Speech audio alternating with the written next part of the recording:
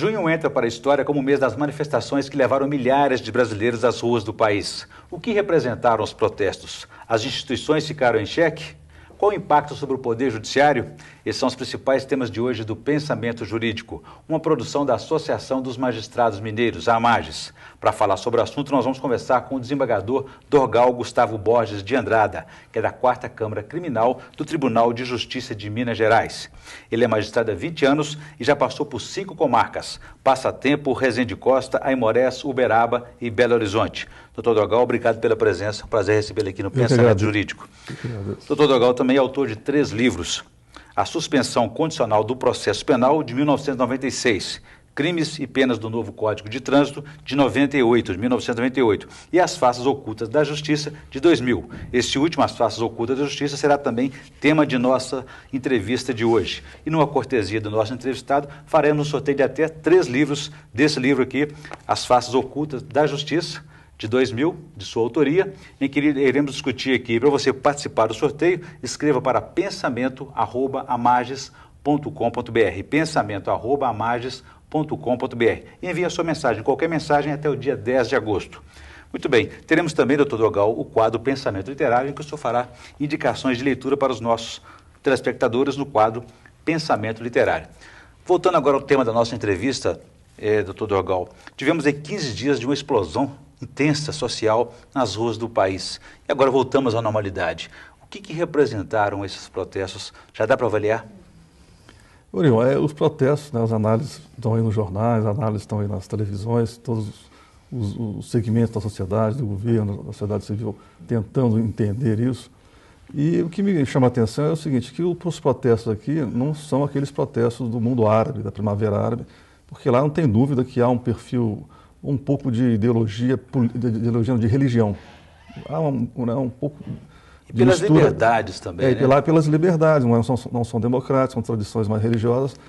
E também aqui, o que todo mundo fala também, é que não foi um protesto como das diretas já, ou como daquele contra o presidente Collor, que eram comandadas pelos partidos, eram com palanques oficiais, cheios de políticos, com os ônibus liberados. Quer dizer, foi uma liderança vertical, né? Digamos Exato, assim. Foi uma convocação, vamos dizer assim, pela televisão. Isso surgiu de um movimento que, aparentemente, por causa do transporte coletivo, mas no fundo não é isso. No fundo é uma satisfação que nós sabemos, que é uma panela de pressão. Né? Quer dizer, havia algo no ar, além dos 20 centavos da passagem de ônibus, né? Concordo plenamente. A passagem foi o estopim ou a motivação, mas para uma percepção assim mais genérica, é a falta de modernização, em todos os sentidos que eu quero dizer, na área de saúde, no serviço público, na iniciativa privada, a falta de humanidade.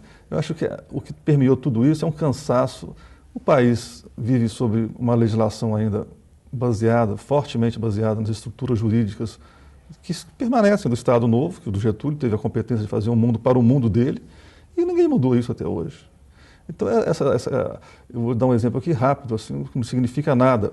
Nós assistimos hoje na televisão, por causa das comunicações, da velocidade, da rapidez, uma guerra começar na África ou na Ásia, e podemos ver o final dela em 1 mês, 6 meses, 1 ano. E no Brasil, a estrutura judiciária, por exemplo, um caso muito simbólico, uma briga, um homicídio, para se resolver demora 2, 3, 4 anos. Verdade. E nós tivemos, assim, talvez sinal dos tempos, né, como o senhor está avaliando aí, também da tecnologia, nós tivemos 2 mudanças interessantes nessa participação política, né, que é, primeiro, essa ordem horizontal Exato, em vez de vertical, como é tradicional na política, né? Quer dizer, não havia uma liderança definida. Exato. E também a importância da tecnologia na convocação, na mobilização de todos, né, que marcavam o encontro pelas redes sociais e, de repente, a manifestação acontecia com êxito total.